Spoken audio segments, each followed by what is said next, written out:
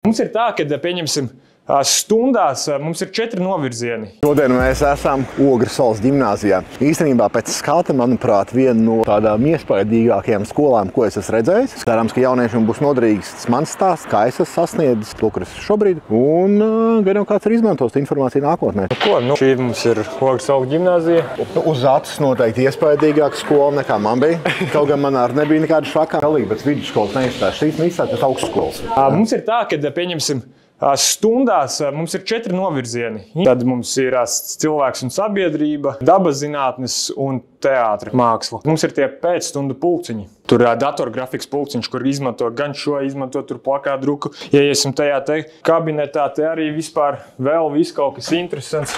Te mums ir 3D printeri, vēl ir ūdens vai kas tur, nezinu, tik daudz tie zāģi vispārējais, ka es pats pat nezinu, kas te ko notiekās. Tad mums ir arī drona pulks. Baigi forši, kur iemācīties arī kaut ko tādu reāli dzīvē noderīgi, bet šitādas visādas lietas, domāju, baigi noderīgi. Man par vispār izglītības sistēmā vajadzētu lietas no dzīves, vai ne?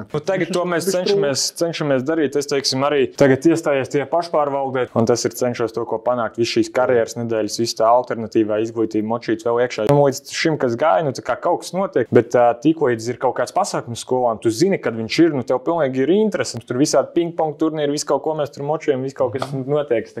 Un karjeras dienā, cik jums cilvēki vispār kopā bija uzaicināti?